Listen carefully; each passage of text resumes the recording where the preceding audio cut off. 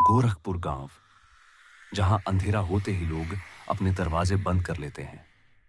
गांव और शहर को जोड़ने वाला वो पुराना कच्चा रास्ता जो घने और सुनसान जंगलों के बीच से होकर गुजरता है। दिन में ये रास्ता शांत दिखाई देता है, लोग बिना किसी डर के इस पर आ जा सकते हैं। लेकिन जैसे ही रात होती है, ये रास्ता अचानक बदल जाता है। चारों तरफ गहरा अंधेरा, झाड़ियों से आती अजीब आवाजें और कभी-कभी पेड़ों के बीच किसी के चलने जैसी सरसराहट। आज रात उस रास्ते पर रामकिशन और उसका बेटा हरिदास अपनी बैलगाड़ी लेकर घर लौट रहे थे। बाबा, ये रास्ता सही नहीं लग रहा। लोग कहते हैं इस जंगल में अजीब अजीब आवाजें आती हैं। चुप रह बेटा, ये सब बुजुर्गों की बनाई कहानियां हैं। जल्दी घर पहुंचना है, ये रास्ता सबसे छोटा है। रात गहरी हो रही थी, पेड़ों के बीच घना कोहरा फैलने लगा। अचानक चारों तरफ सन्नाटा छा गया, बस बैल की घंटियों की आवाज ही सुनाई दे रही थी।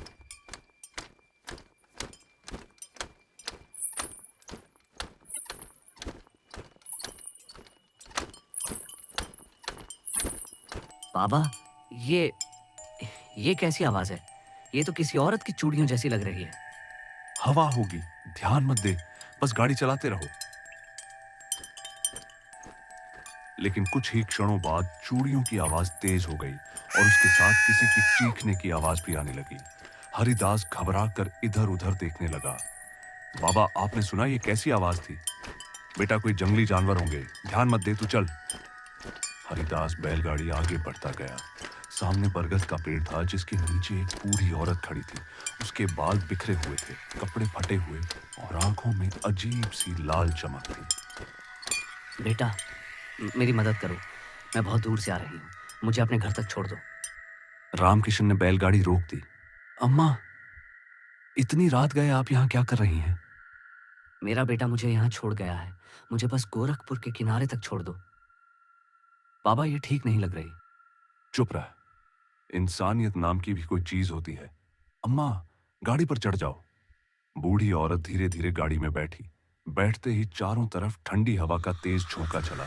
बैलगाड़ी चलने लगी, लेकिन अब घंटियों की आवाज अजीब सी भारी हो गई थी। अचानक पीछे से भारी सांस लेने की आवाज आने लगी। हरिदास ने धीरे से पीछे देखा। वो बूढ़ी औरत अब हंस रही थी, लेकिन उसका चेहरा पूरी तरह बदल चुका था।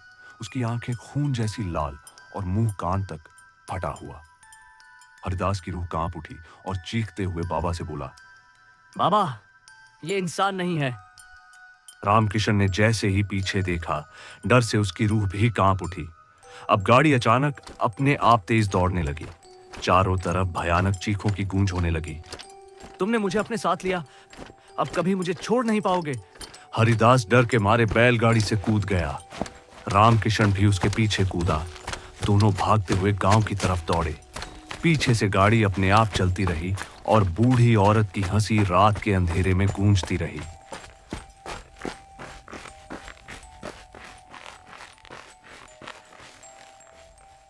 गांव पहुंचते ही दोनों घर में घुसते हैं और दरवाजा जोर से बंद कर देते हैं।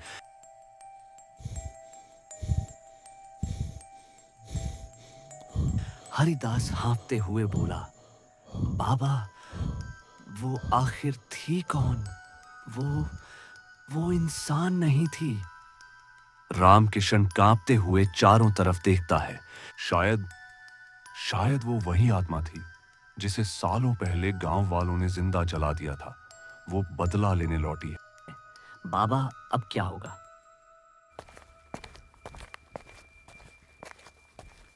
रामकिशन और हरिदास कांपते हुए बिस्तर पर बैठ जाते हैं। अचानक खिड़की के बाहर से चूड़ियों की खनक सुनाई देती है। धीरे धीरे आवाज तेज होने लगती है। हरिदास घबरा कर खिड़की की तरफ देखता है। कोहरे के बीच में बस दो लाल चमकती आंखें दिख रही हैं। हरिदास चीखते हुए बोला, बाबा, वो यही है। रामकिशन उसकी तरफ बढ़ता ही है कि अचानक खिड़की अपने आप जोर से खुल जाती है और अंदर ठंडी हवा का तेज झोंका भर जाता है। लाल कोहरा कमरे में फैलने लगता है, जैसे कोई अदृश्य शक्ति अंदर घुस आई हो। रामकिशन चिल्लाते हुए कहता है, दरवाजा पकड़ हरिदास, जल्दी। दोनों दरवाजा पकड़ने दौड़ते हैं। तभी पीछे से भारी कदमों की आवाज सुनाई देती है। धीरे धीरे कमरे में एक छाया आकार लेती है। पहले पैरों का आकार, फिर हाथ और फिर चेहरा। वो वही बूढ़ी औरत थी, लेकिन अब उसका चेहरा और भयानक हो चुका था।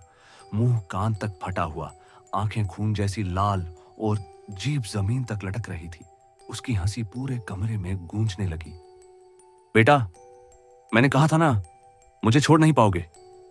हरिदास और रामकिशन दरवाजे की तरफ भागते हैं, लेकिन दरवाजा अचानक अपने आप बंद हो जाता है। कमरे की चारपाई अपने आप हिलने लगती है। बर्तन जमीन पर गिरकर खटखटाने की आवाज करते हैं। दीवारों से खून की धार निकलने लगती है। हरिदास कांपते हुए बोला, बाबा, ये सब क्या हो रहा है? बूढ़ी औरत चारों तरफ घूमते हुए कहती है, ये मेरा घर है, अब तुम दोनों भी यहीं रहोगे, हमेशा के लिए। अचानक सारी लाइट बुझ जाती है। कमरे में सिर्फ उसकी लाल आंखों की रोशनी रह जाती है। फिर अचानक सब कुछ खामोश हो जाता है। रामकिशन धीरे से फुसफुसाता है, हरिदास, तू है ना? कोई जवाब नहीं।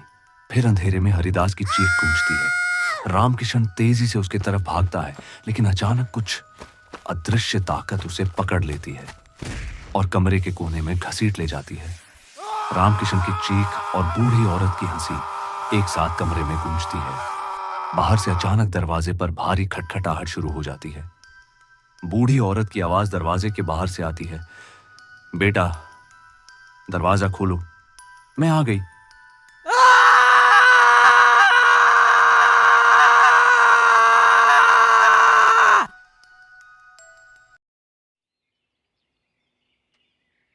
हल्की सुबह की धुंधली रोशनी थी। गांव में हर तरफ खामोशी और अजीब सा सन्नाटा। कहीं कहीं मुर्गे की बांग सुनाई दे रही है, लेकिन माहौल में अजीब बेचैनी है। कुछ गांव वाले लालटेन और लाठी लिए रामकिशन के घर की तरफ बढ़ते हैं। कल रात इस घर से अजीब अजीब सी आवाजें आ रही थीं। मुझे लगा जैसे कोई चीख रहा हो, लेकिन डर के मारे मैं बाहर निकलने की हिम्मत ही नहीं कर पाया। हाँ श्याम, मैंने भी कुछ सुना था।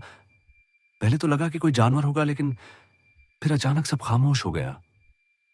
घर तो अभी तक बंद ही है, अंदर से किसी की आवाज भी नहीं आ रही। चलो जरा देखते हैं। सब धीरे धीरे घर के दरवाजे के पास पहुंचते हैं। दरवाजा आधा टूटा हुआ और चर्र की आवाज के साथ हवा में हिल रहा था। चारों तरफ कोहरा फैला हुआ और वातावरण भारी लग रहा था। श्याम, ध्यान से, कहीं अंदर कुछ गड़बड़ ना हो।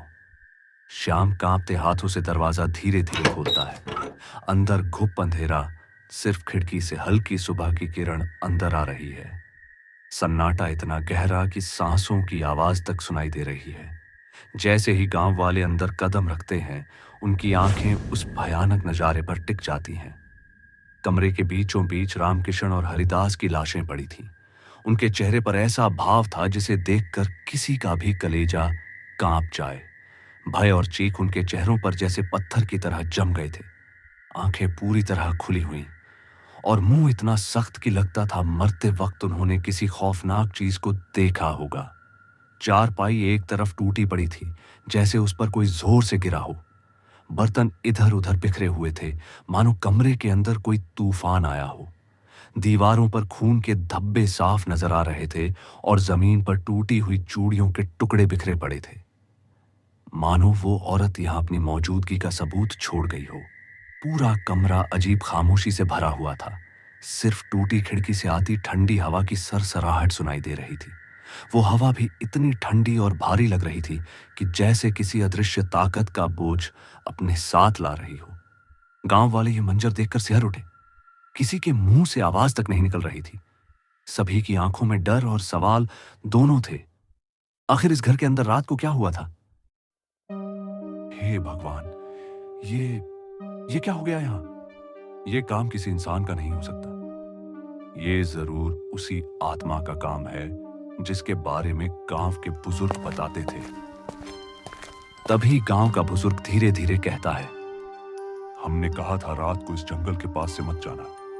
वो आत्मा अब और भी शक्तिशाली हो गई है। गांव वाले दोनों की लाशों को बाहर लाते हैं। सुबह का कोहरा अभी भी गहरा है, माहौल उदास और भारी। गांव के शमशान में लकड़ी की चिता सजाई जाती है। गांव वाले मंत्र बोलते हुए उनकी चिता को आग लगाते हैं। रामकिशन और हरिदास ने कभी किसी का बुरा नहीं किया था, उनके साथ ऐसा क्यों हुआ? ये आत्मा अब और लोगों को नुकसान पहुंचाएगी। हमें कुछ करना होगा। धीरे धीरे चिता से उठते धुएं से घूमकर जंगल की तरफ जाता है। जंगल के बीच से लाल कोहरा उठता है। औरत की वही डरावनी हंसी धीरे धीरे गूंजती है। तुम सबको मैं कभी नहीं छोड़ूंगी।